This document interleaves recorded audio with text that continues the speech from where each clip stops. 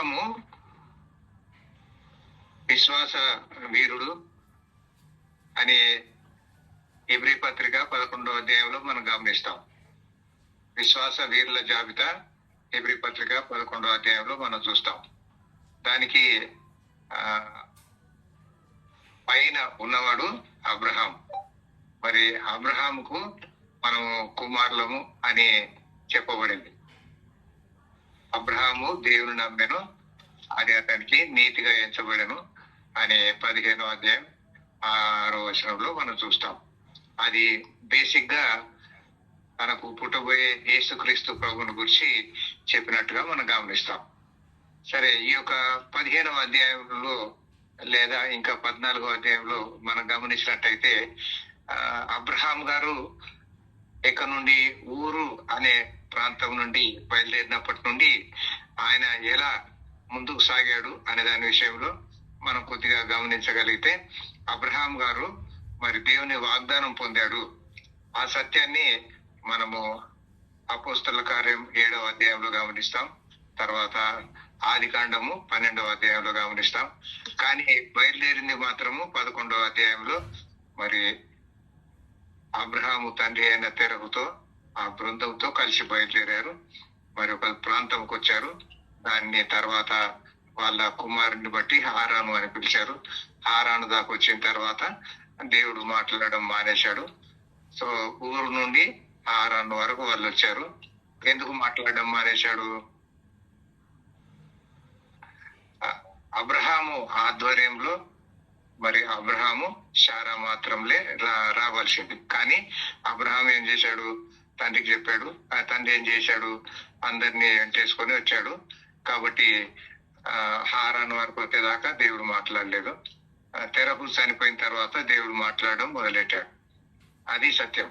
దాని తర్వాత 12వ అధ్యాయంలోకి మనం వస్తాం. అప్పుడు దేవుడు మరొకసారి ఆయన యొక్క వాగ్దానాన్ని గురించి, పిలుపును గురించి అక్కడ కన్ఫర్మ్ చేస్తాడు.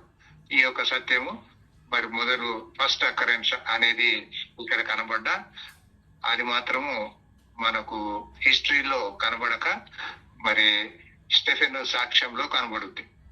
ఆ రీతిగా అబ్రహాం గారు అక్కడ దాకా వచ్చారు. తర్వాత ఎప్పుడైతే తెరహు చనిపోయాడో అప్పుడు ముందుకు సాగాడు.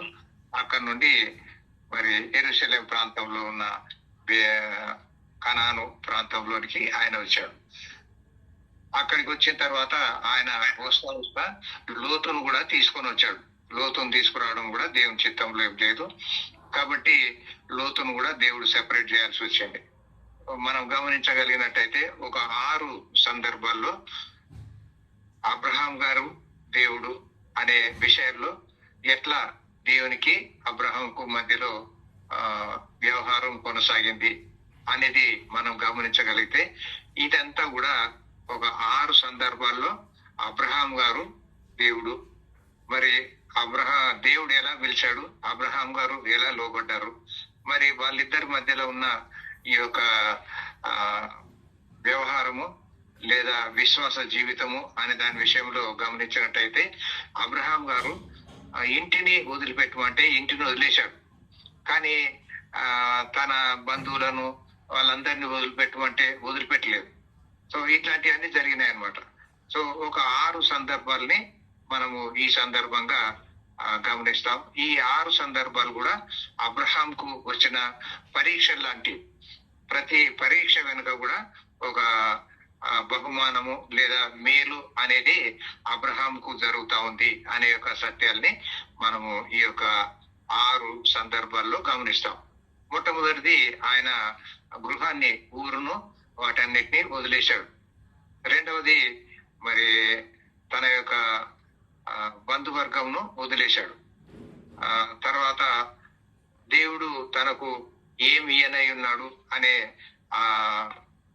తన సప్లైస్, తన దేవుని ప్రొవిజన్స్ ఎలా ఉండబోతా ఉన్నాయి అనే దాని విషయంలో ముందుకు సాగుతాడు. తర్వాత పరిస్థితులకు ఎదురుగా తలొడ్డి ఎట్లా ముందుకు సాగిపోతున్నాడు. తర్వాత మరి ఆయన ఎలా తగ్గించుకోగలిగాడు, ఎలా ముందుకు సాగగలిగాడు అనే విషయాల్ని మనం గమనించినప్పుడు, ఇక్కడ ఎప్పుడైతే అబ్రహాము మరి ఊరును వదిలిపెట్టేసి కనాన్కు చేరినాడు. మొట్టమొదటిగా కనాన్లో కరువు వచ్చింది. ఈ యొక్క కరువును ఎట్లా ఎదుర్కొన్నాడు? విశ్వాసంతో ఎదుర్కొన్నాడా? ఎదుర్కోలేదా? ఆయన కరువును విశ్వాసంతో ఎదుర్కోలేదు. ఎట్లా ఎదుర్కొన్నాడు? ఆయన ఐగుప్తు అనే లోకానికి, ఐగుప్తు అంటే లోకము అని మనము ఎప్పుడు మన ప్రసంగాల్లో వింటూ ఉంటాం. ఐగుప్తు అనేది ఐగుప్తు ఆశలు, మరి మిస్రాయిము అని కూడా పిలుస్తారు ఐగుప్తును. కాబట్టి ఆ ఐగుప్తు ఆశలు మనం వదలవలసి ఉంది, కానీ మనము వదలలేకపోతాం. అబ్రాహాము కూడా ఆ యొక్క క్లిష్టమైన పరిస్థితుల్లో ఐగుప్తుకు వెళ్ళవలసి వచ్చింది. ఎందుకు? ఇక్కడ కరువు ఉంది, అక్కడ సమృద్ధి ఉంది. ఆ సందర్భంగా మరి మన పితరుడైన అబ్రహాము ఐగుప్తు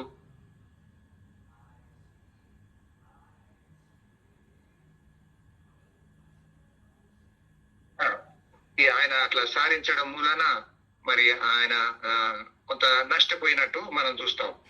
దాని తర్వాత అక్కడికి వెళ్ళిన తర్వాత కొంత నష్టపోయాడు.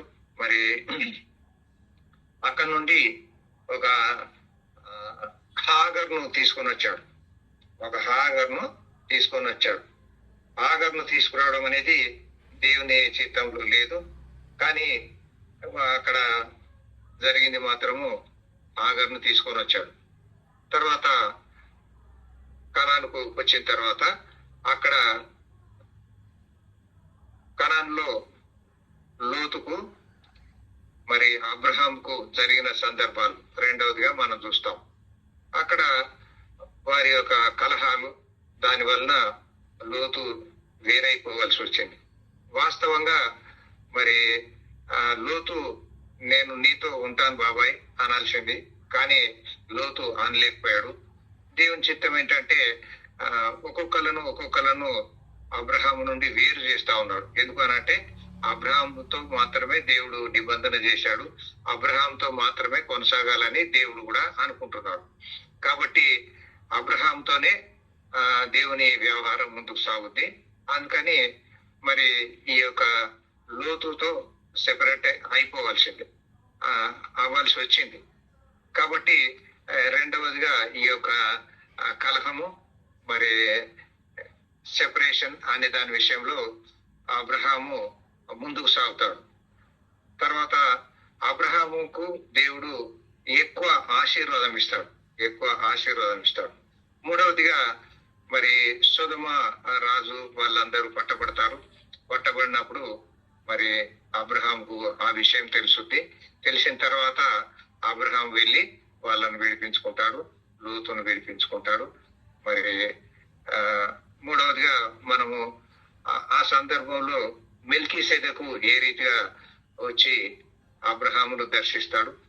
మరి మెల్కీసెదెకు మనం ఇంతకు ముందు నేర్చుకున్నట్టుగా ఆయన సర్వోన్నతుడైన దేవుని యాజకుడు. ఆయన రొట్టె ద్రాక్ష రసం తీసుకొని వచ్చాడు. ఆ యొక్క రొట్టె ద్రాక్ష రసము అనేది బైబిల్లో మరి పాత నిబంధనలో మనం ఎక్కడ గమనించాం, కానీ మెల్కీసెదెకు క్రమం చొప్పున రాబోయే ప్రధాన యాజకుడు అని 110వ కీర్తనలో మనం గమనిస్తాం. ఆ రీతిగా 110వ కీర్తనలో దావీదు గారు మరి ఆయన కూడా గొప్ప ప్రవక్తగా తాను మెల్కీసెదెకును గురించి మన ముందు వచ్చినట్టు మనం గమనిస్తాం. మెల్కీసెదెకు మరి ఈ రీతిగా 14వ అధ్యాయం 18వ వచనంలో కనబడ్డ మెల్కీసెదెకును గురించి దావీదు గారు కొంత పురోగతిని జనాలకు అందించాడు. మరి మెల్కీసెదెకు అందరికీ యాజకుడైన యేసుక్రీస్తుకు ముంగుర్తుగా ఉన్నాడు. మరి లేవి గోత్రంలో పుట్టిన అహరోను ప్రధాన యాజకుడు. ఆయన కేవలము ఇశ్రాయేలుకు మాత్రమే యాజకుడుగా, ప్రధాన యాజకుడుగా ఉన్నాడు. దేవుడు వాళ్ళ కొరకు మాత్రమే ఇచ్చారు. ఈ ఇశ్రాయేలు అనేది ఒక నారుమడి లాంటిది. ఆ నారుమడికి దేవుడు ఎలా అరుణోదయమున దేవుడు సహాయం చేస్తున్నాడో మనం గమనిస్తాం. అందువలన వాళ్లకు ఇచ్చే వాగ్దానాలు వేరు, వాళ్ళకి ఇచ్చిన సంపద వేరు. ఆ రీతిగా యాజకత్వము అనేది ఇశ్రాయేలుకు ఇవ్వబడింది అహరోను, లేవి లేవి గోత్రము, అహరోను యాజకత్వం. ఆ రీతిగా వాళ్ళకు మాత్రమే ఇవ్వబడింది. కానీ దావీదు ఈ యొక్క మెల్కీసెదెకు క్రమము అనే విషయాన్ని ప్రస్తావిస్తాడు. మరి ఆయనకు దేవుడు ఆ యొక్క దర్శనము ఇచ్చాడు కాబట్టి ఆయన దాన్ని ప్రస్తావించగలిగాడు. ఆ రీతిగా ఈ యొక్క మెల్కీసెదెకు క్రమము అనే ఆ ఆధిక్యత అబ్రహాము పొందుకోగలిగాడు. ఎప్పుడైతే లోతును విడిపించగలిగాడో, లోకం నుండి విడిపించగలిగాడు, ఆ సమస్యల నుండి విడిపించగలిగాడు, ఆ వాగ్దానం దేవుడు చేశాడు. మరి దశం భాగం కూడా అక్కడ అబ్రహాం ఇవ్వడానికి అవకాశము ఇచ్చాడు. అది మూడవదిగా మనం గమనిస్తాం. నాలుగవదిగా సొదొమ రాజు ఒక బహుమానం ప్రకటిస్తా ఉన్నాడు 14వ అధ్యాయంలో దాని పేమట. అయితే దాన్ని అబ్రహాము తిరస్కరించాడు. అబ్రహాము సొమ్మును తిరస్కరించాడు. నేను ఒక నూలు పోగు కూడా తీసుకోను, ఎందుకనంటే రేపటి కాడ నేనే అబ్రహామును ఐశ్వర్యవంతుని చేశావని అనే అవకాశం ఉంది కాబట్టి నేను ఏది అంగీకరించను అంటాడు. మరి ఆ సొదొమ రాజు ఏమడుగుతాడు? మనుషులను నాకిమ్ము అని అంటాడు. ఇక్కడ రెండు విషయాలు మనము గమనించవచ్చు. ఒకటి, ఆ మనుషులు బహుశా అబ్రహాము విడిపించిన వారైండొచ్చు, అబ్రహాంతో ఉన్న 318 మంది అయిండొచ్చు. కానీ అబ్రహాం గారు ఏం చేశారు? ఈ యవనస్తులు తిన్నదాన్ని మాత్రమే నువ్వు పెట్టుకో, దాని తర్వాత ఆ యవన జనాన్ని మాత్రం నాకు ఇవ్వు అంటాడు. ఇక్కడ ఆత్మలు అనే దాని విషయంలో మనము గమనించాలి. వాళ్ళందరూ విశ్వాసులు, అట్లాగే మనం విశ్వాసులం. సాతాను చాలా సార్లు సొమ్మును మనకి ఇచ్చి ఆత్మలను లాక్కోవాలని ప్రయత్నం చేస్తూ ఉంటాడు. కానీ అబ్రహాం ఇక్కడ తాను సాతాను శోధనకు తలొగ్గకుండా తాను ఆత్మలను సంపాదించే దిశగా పయనించినట్టు, మరి దేవుని యొక్క వాగ్దానాన్ని పొందుకున్నట్టు మనం చూస్తాం. తర్వాత మరి 15వ అధ్యాయంలోకి వచ్చిన తర్వాత దేవుడు అబ్రహాంకు వాగ్దానాలు చేస్తా ఉన్నాడు. ఈ యొక్క వాగ్దానాలు కూడా చాలా గొప్పవి అని మనం చూస్తాం. ఈ యొక్క వాగ్దానాలు ఎప్పుడు చేయగలిగాడు? ఎప్పుడైతే ఈ యొక్క సొదొమ, లోతు ఇవన్నీ దాటిపోయిన తర్వాత 15వ అధ్యాయంకి వచ్చిన తర్వాత దేవుడు ఆయనతో చాలా బాగా వ్యవహరించాడు. అబ్రహాం కూడా చాలా బాగా వ్యవహరించాడు. అక్కడ పరీక్షల కంటే అబ్రహాంకు ఇవ్వబడిన వాగ్దానాలే ఎక్కువగా మనం గమనిస్తాం. తర్వాత 16వ అధ్యాయంకి మనం వస్తాం. ఇప్పుడు 16వ అధ్యాయంకి వచ్చిన తర్వాత మనం ఇప్పుడు జాగ్రత్తగా గమనిద్దాం. 16వ అధ్యాయంలో మొట్టమొదలు అబ్రహాం భార్య అయిన శారయి అతనికి పిల్లలు కనలేదు కాబట్టి ఆమెకు ఒక ఆలోచన కలిగింది. ఆలోచన ఇది అప్పుడప్పుడు మరి సాతాను నుండి వస్తూ ఉంటుంది. సాతాను నుండి వచ్చిన ఆలోచన మరి ఇక నుండి ఆమెకు కలిగింది. ఆదాము భార్య అయిన అవ్వ కూడా మరి ఇట్లాంటి ఆలోచనతోనే ముందుకు సాగింది. అక్కడ అది పతనానికి దారి తీసినట్టుగా మనం గమనిస్తాం. అట్లాగే ఇక్కడ హాగరు ద్వారా వచ్చిన ఈ యొక్క ఆలోచన కూడా అబ్రహాం యొక్క విశ్వాసానికి గండి కొట్టినట్టుగా మనం గమనిస్తాం. కాబట్టి హాగరు ఏమంటుంది? ఐగుప్తురాలైన దాసి ఉంది కదా, ఈ యొక్క దాసిని నీవు తీసుకొని మరి నాకు పిల్లలను కాను అని ఆమె ప్రపోజల్ పెట్టింది. మరి అబ్రహాము దానికి తలొగ్గిపోయాడు. ఇది మరొక శోధన అని మనం గమనిస్తాం. మరి అబ్రహాము ఈ శోధనను ఎదుర్కోలేకపోయాడు. కాబట్టి ఇది 6వ శోధన అబ్రహాం గారికి. తాను ఊరు నుండి వదిలిపెట్టి వచ్చిన తర్వాత కలిగిన ఈ యొక్క 6 శోధనలు ఇది 6వ శోధన. మరి ఈ యొక్క శోధనలో అబ్రహాము పడిపోయినట్టుగా మనం గమనిస్తాం. దాని ద్వారా మళ్ళీ కొంత అనర్థం జరిగినట్టు మనం గమనిస్తాం. గలతీ పత్రికలో 4వ అధ్యాయంలో కూడా మరి ఎట్లా మనం కూడా ఆత్మతో ఆరంభించి శరీరము దిశగా వెళ్తూ ఉంటాము అనే ఒక సత్యాన్ని పౌలు చాలా బాగా ఎక్స్ప్లెయిన్ చేసుకొస్తాడు. కాబట్టి మనము ఆత్మతో ఆరంభిస్తాం చాలా సార్లు. మరి బాప్తిసం తీసుకున్న తర్వాత, ప్రభువు నమ్ముకున్న తర్వాత చాలా బాగా ముందుకు సాగుతాం. ఇంతలో మన శరీరం ఎక్కడో గండి కొట్టుద్ది. ఆ గండి కొట్టిన తర్వాత మరి మనము శరీరంలోనికి వెళ్ళిపోతాం. మరి పౌలు గారు గలతీ పత్రికలో 3వ అధ్యాయంలో ఓ అవివేకులైన గలతీలారా అని అనవలసిన అగత్యత ఏర్పడుతున్నట్టుగా మనం గమనిస్తాం.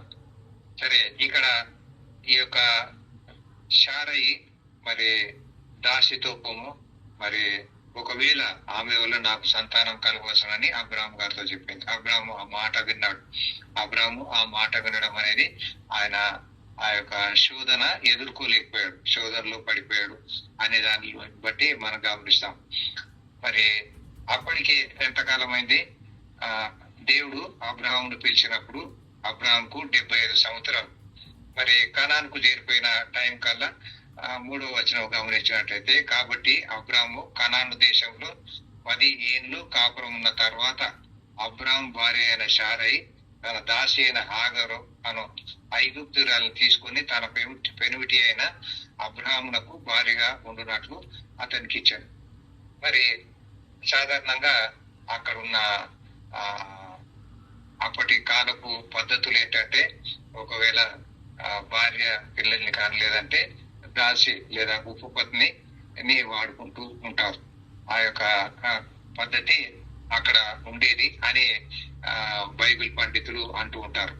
అట్లాగే మనం గమనించినట్టయితే యాకోబు కూడా మరి లేయా దాసిని వాడుకున్నాడు.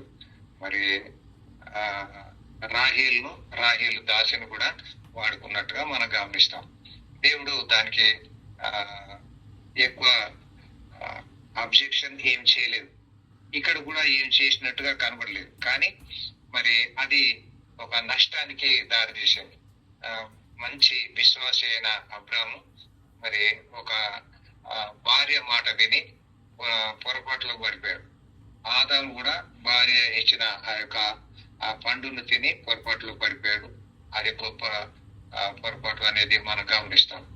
సరే, దాని తర్వాత ఇప్పుడు ఈ యొక్క 4వ వచనంకి వచ్చిన తర్వాత హాగరు గర్భవతి అయింది. గర్భవతి అయిన తర్వాత ఆమె కాస్త అప్పర్ హ్యాండ్ తీసుకోనికి, పై చేయి తీసుకోనికి ప్రయత్నం చేసినట్టుగా మనం గమనిస్తాం.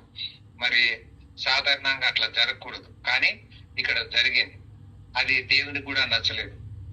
అందుకని అక్కడ మరి వాళ్ళ మధ్యలో కొంత ఘర్షణ జరిగినట్టు మనం గమనిస్తాం. 5వ వచనంలో, అప్పుడు శారయి, నా ఉసురు నీకు తగులు, నేనే నా దాసినెత్తి నీ కౌగిటకిచ్చిన తర్వాత తాను గర్భవతినైనని తెలుసుకున్నప్పుడు నేను దాని దృష్టికి నీచమైన దానినైతుంది. నాకును నీకును యెహోవా న్యాయం తీర్చునుగాక అని అబ్రాహాముతో అన్నాడు.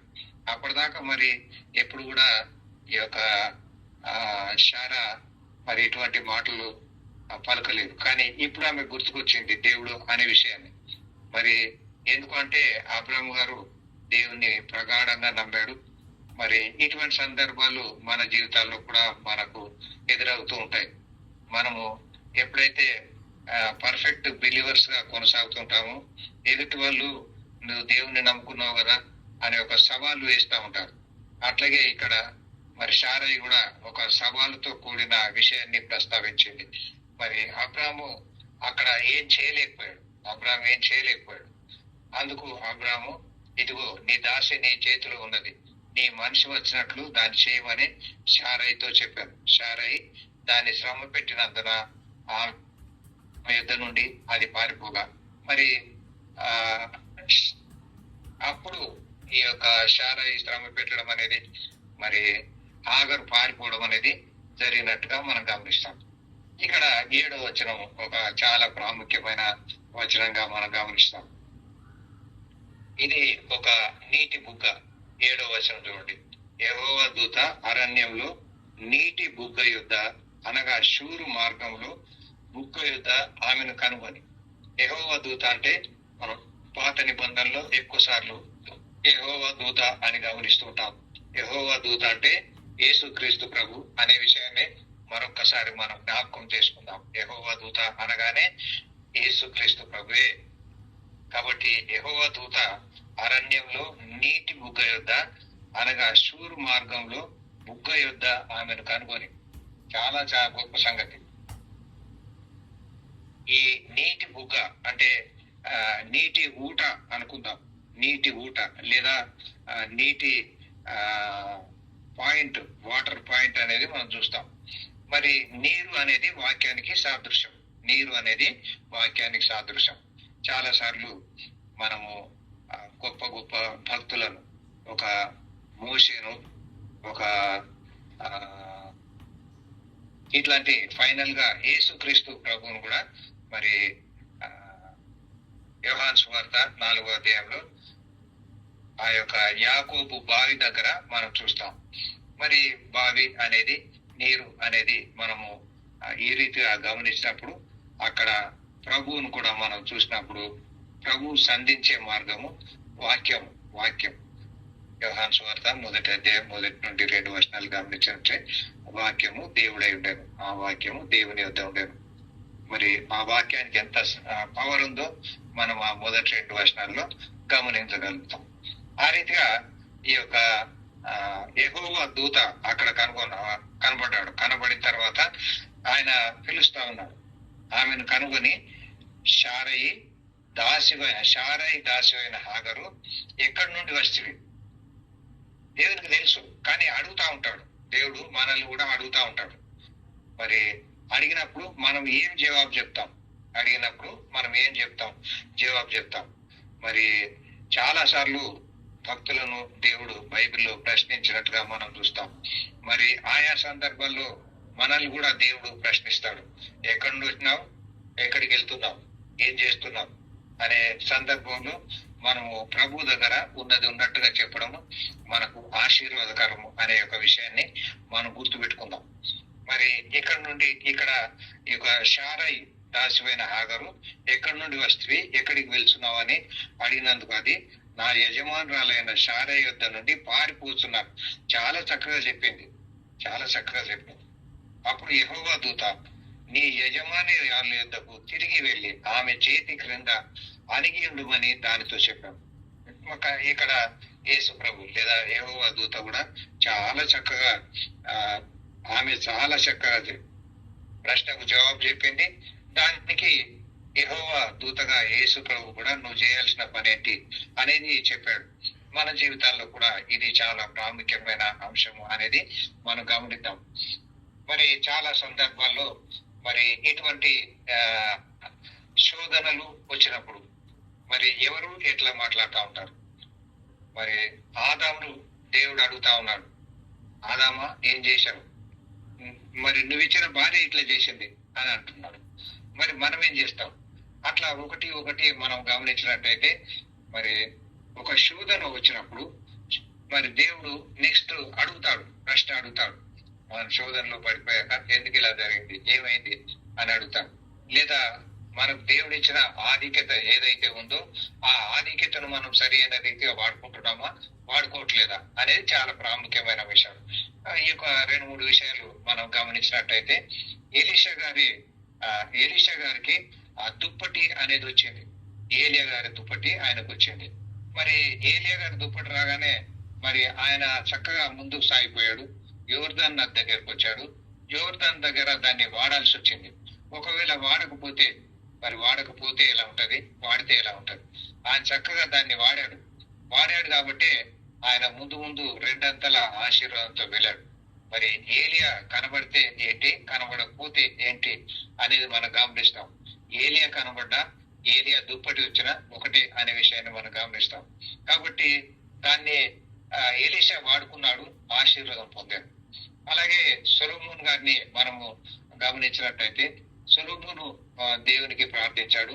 సొలొమోను ప్రార్థన దేవుడు అంగీకరించాడు అనే సత్యం మనకు తెలుసు. సొలొమోను దేవుడు అంగీకరించి ఆయనకు అడిగిన జ్ఞానాన్ని ఇచ్చాడు.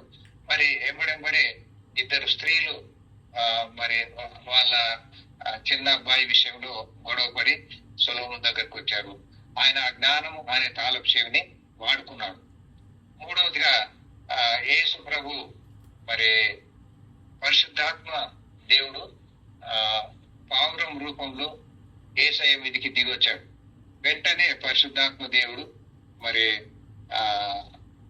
అరణ్యంలోనికి ఆయనను తీసుకుని వెళ్ళినట్టుగా చూస్తాం. వాస్తవంగా పరిశుద్ధాత్మ దేవుడు దిగొచ్చాక సాతాను ఆయనను అరణ్యంలో తీసుకుని వెళ్ళి మరి అక్కడ పరీక్షించినట్టుగా మనం చూస్తాం.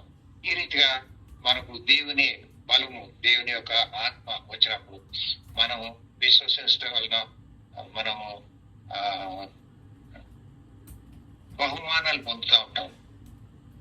విశ్వాసం పొందినప్పుడు మరి మనకు కూడా ఆత్మ నింపుదల అనేది వస్తుంది. మరి ఆత్మ నింపుదల వచ్చిన తర్వాత అది సమృద్ధి అయిన ఆత్మ కూడా రావాల. మరి సమృద్ధి అయిన ఆత్మ అంటే ఎట్లా వస్తుంది అనేది మనం గమనించగలిగినట్లయితే అనుదిన నింపుదల దేవుడు ఇస్తా ఉంటాడు. ఆ రీతిగా మనం ముందుకు సాగుతా ఉండాలా.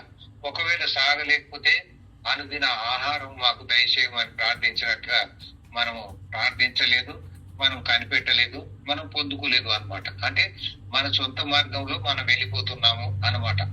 కాబట్టి అటువంటి పరిస్థితుల్లో మరి దేవుడు ఇంకా పరిపూర్ణమైన నింపుదల, సంపూర్ణమైన నింపుదల ఇచ్చిన సందర్భాలు బైబిల్లో మనం చూడం. మనం గమనించగలిగితే అపోస్తలుల కార్యంలో 6వ అధ్యాయంలో ఒక 7గురిని మనం గమనిస్తాం. వీరందరూ కూడా గ్రీకు దేశస్తులు. మరి గ్రీకు విధవరాన్ల సందర్భంలో మనం ఈ యొక్క సందర్భాన్ని చూస్తాం.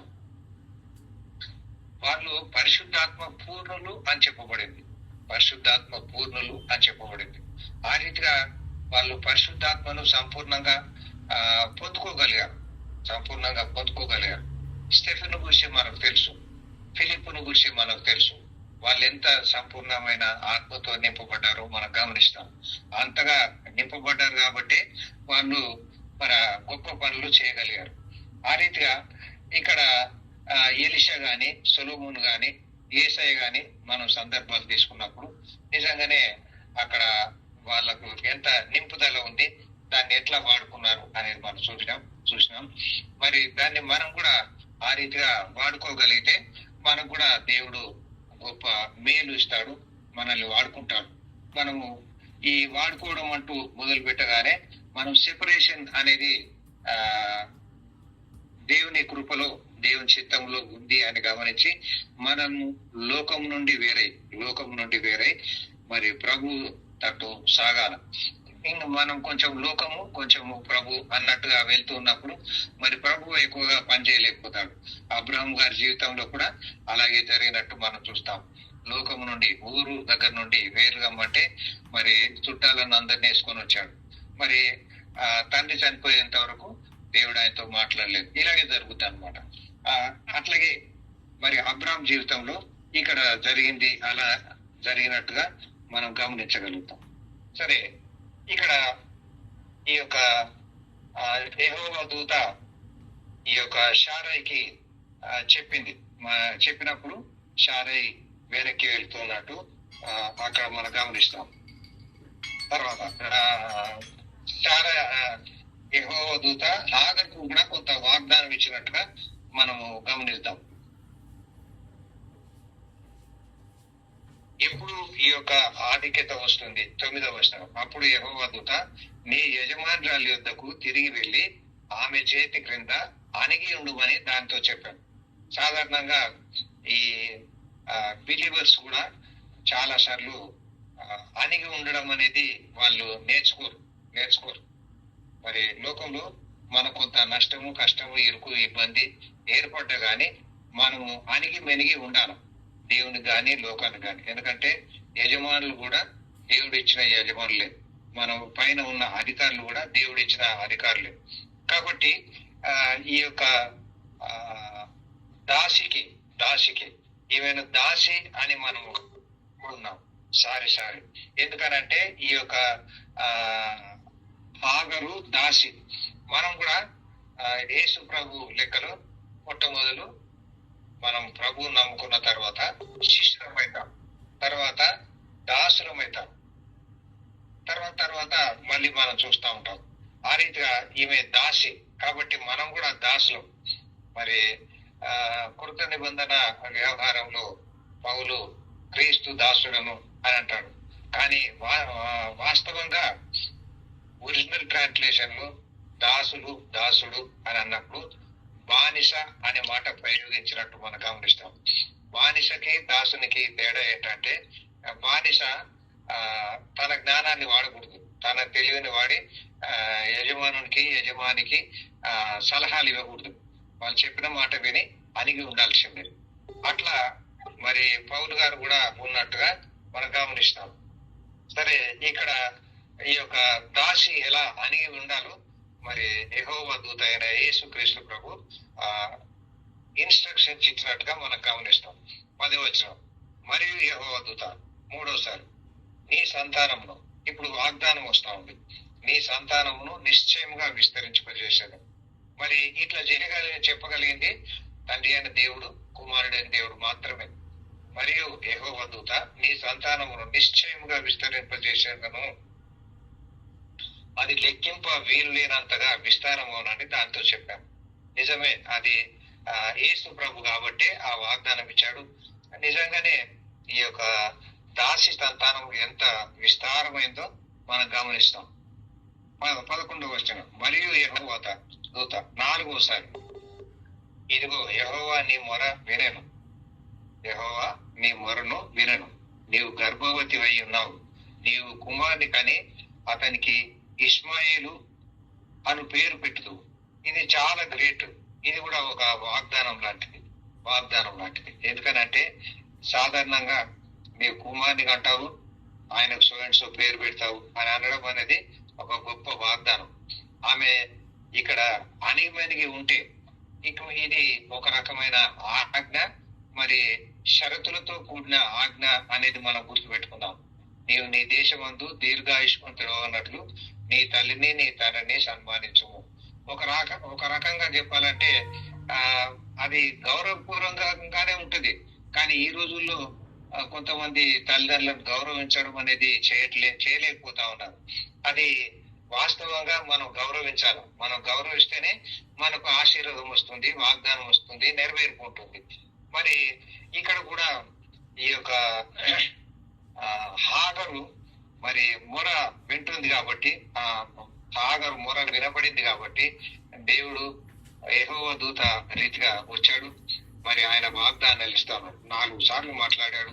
మరి 4వసారి వాగ్దానాలు ఇస్తా ఉన్నాడు.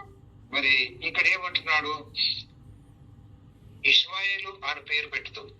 ఇష్మాయేలు అని అంటే దేవుడు వినును,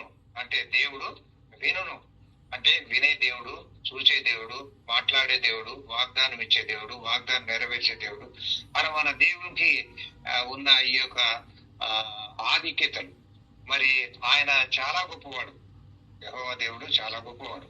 అందుకని యేసుక్రీస్తు ప్రభు అటువంటి వాగ్దానాలు డైరెక్ట్ గా ఇస్తా ఉన్నాడు.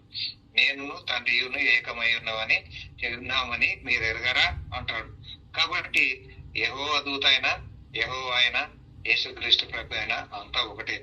కాబట్టి ఆయనకు ఇష్మాయేలు అని పేరు పెట్టుదు. మరి పేరులో గొప్ప ఆధిక్యత ఉన్నట్టు కూడా మనం గమనిస్తాం. ఇది మొట్టమొదటిసారిగా ఇటువంటి ఆధిక్యత, ఆధారము, మరి వాగ్దానంగా మనం దీన్ని తీసుకోవచ్చు. తర్వాత అతడు అడవి గాడిద వంటి మనుషుడు, అతని చెయ్యి అందరి చేతులు అతనికి విరోధంగా ఉండవు. అతడు తన సహోదరులందరి ఎదుట నివసించడని దానితో చెప్పగా, మరి ఆ కుమారునికి ఎటువంటి ఆధిక్యతలు ఇవ్వబోతున్నాడు అనే దాన్ని కూడా మరి హాగర్తో చెప్పాడు ప్రభు. 13వ వచనం, అది చూస్తున్న దేవుడు నీవే అను పేరు తనతో మాట్లాడిన పెట్టాను. ఏదైనా నన్ను చూచిన వారిని నేను ఇక్కడ చూచితును కదా అని అనుకున్నాను. ఆమె కూడా మంచి రెస్పాన్సివ్ గా ముందుకు సాగినట్టుగా మనం గమనిస్తాం. మరి అణిగిమణి ఉంటుంది, తర్వాత దేవుణ్ణి ఘనపరుస్తుంది. తర్వాత ఆమె దేవుణ్ణి హెచ్చిస్తా ఉంది. దేవుణ్ణి హెచ్చించి మరి ఇంకా ఏమంటుంది, అందుచేత ఆ నీటి బుగ్గకు బేర్ లహై రోయి అను పేరు పెట్టబడింది.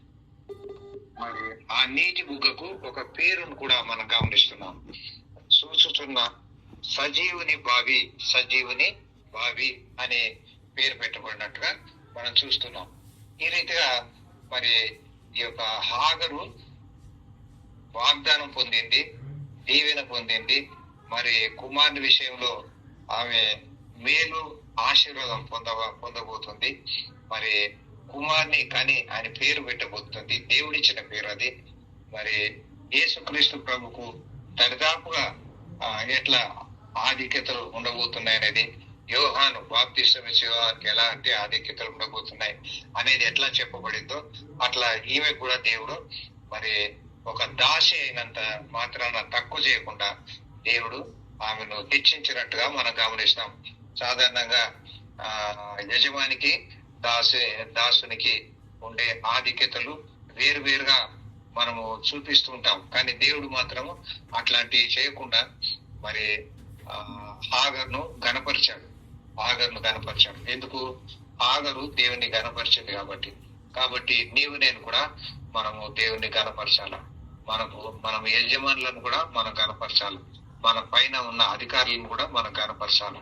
అప్పుడే మరి దేవుడు మనకు ఆశీర్వాదం ఇస్తాడు అనే సత్యాన్ని గమనిస్తాం. అందుకే మరి 10 ఆజ్ఞలలో ఒకటే ఆజ్ఞ, మరి నీవు నీ దేశమందు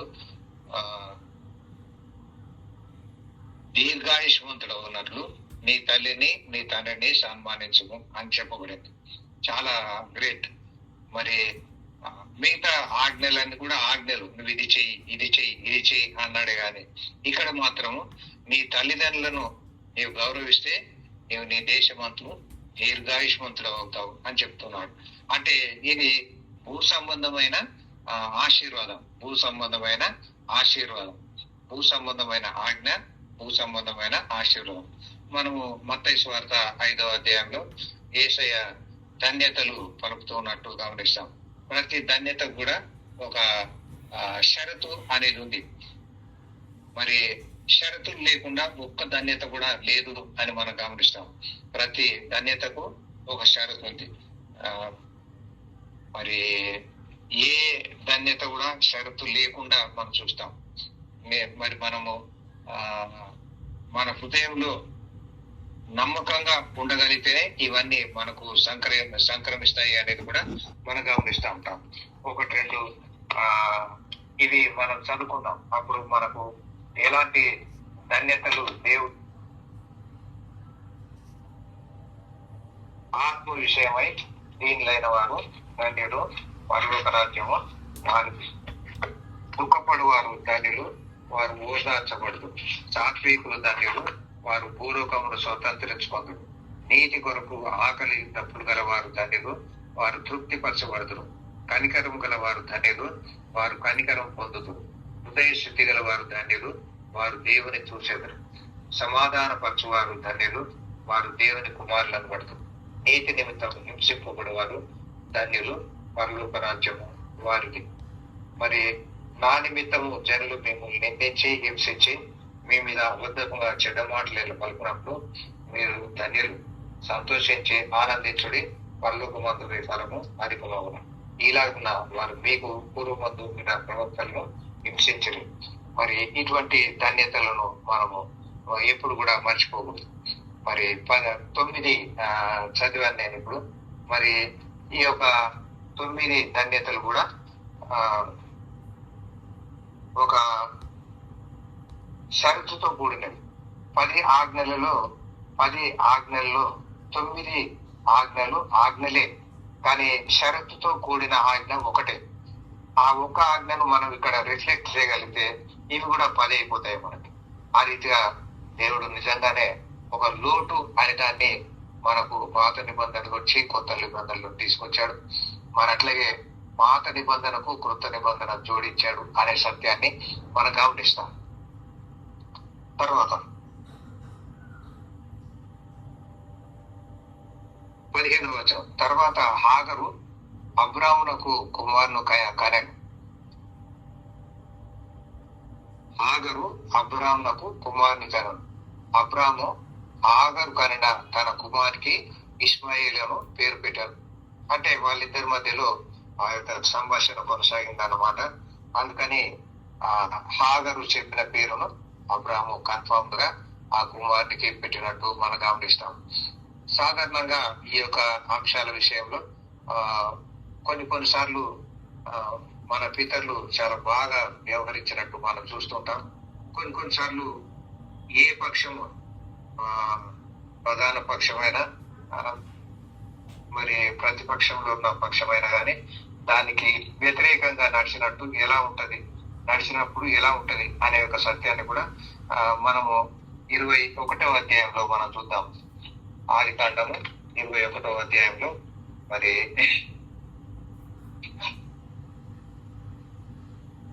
9వ వచనం.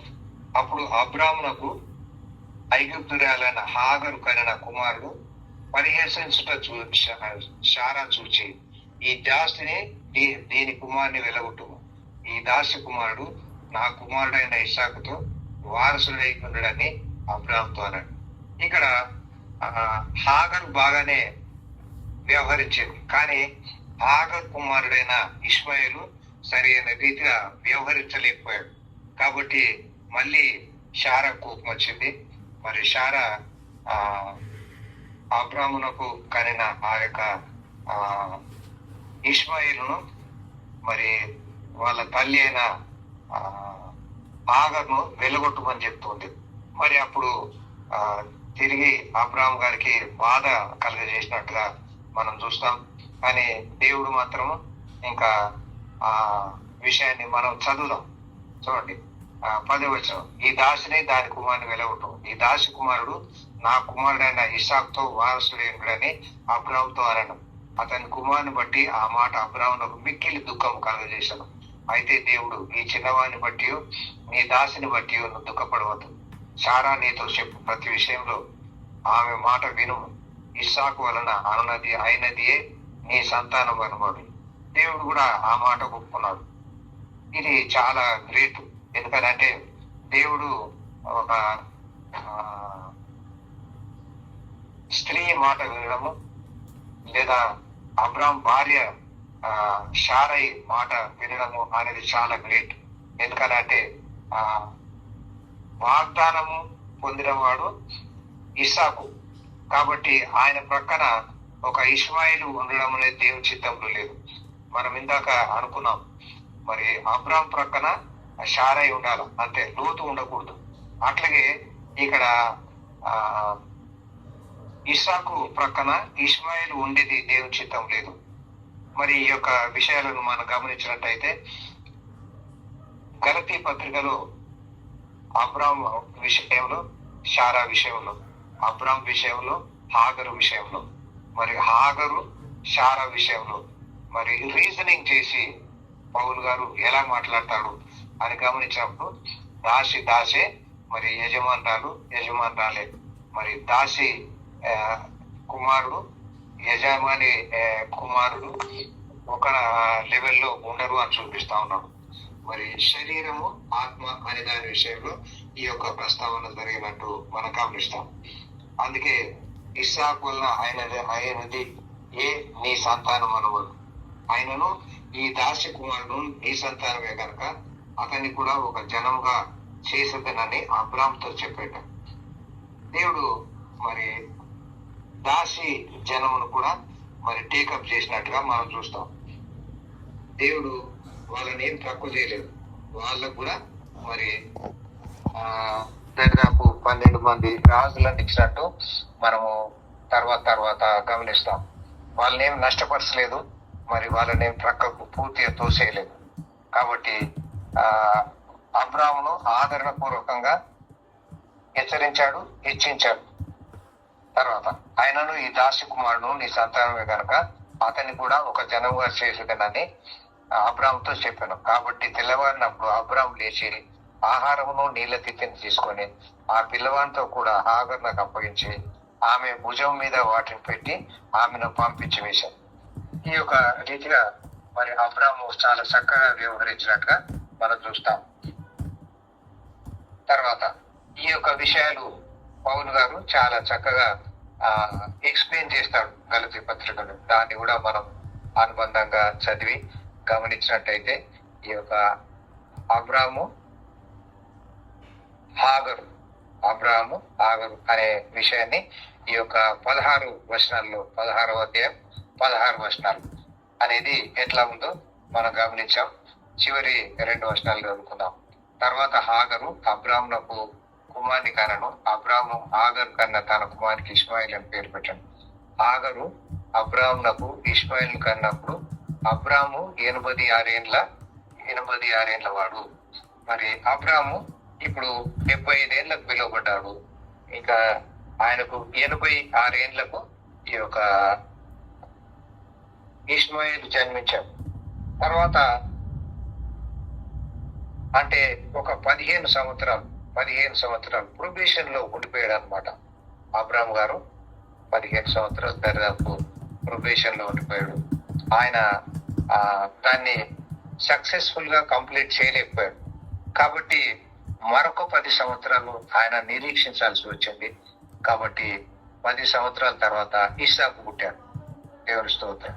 ఆ రీతిగా అబ్రాముకు మరి దేవుడిచ్చిన వాగ్దానము నెరవేర్పు అనేది మరి 17వ అధ్యాయంలో మళ్ళీ దేవుడు ఎలా ప్రారంభిస్తాడు అనే విషయాన్ని మనం గమనిస్తాం. కాబట్టి ఈ రోజు మనము ఈ యొక్క 16వ అధ్యాయం 16 వచనాలు గమనించాం. మరి ఈ యొక్క 16 వచనాల్లో దేవుడు అబ్రాము, హాగరు, షారయి, హాగరు, మరి హాగరు, ఇష్మాయిలు అనే విషయాన్ని ఈ యొక్క నలుగురిని మనము గమనించాము. దేవుని వాగ్దానాలు ఎలా ఉన్నాయి, నెరవేర్పులు ఎలా ఉన్నాయి, యెహోవా దూత అనే ఈ యొక్క మాట మనము ఎట్లా గమనించాము అనే విషయాన్ని మనం గుర్తుపెట్టుకుందాం. దేవుడు మిమ్మల్ని అందరినీ దీవించుగాక. మీ అందరికీ నా నిండు వందనాలు.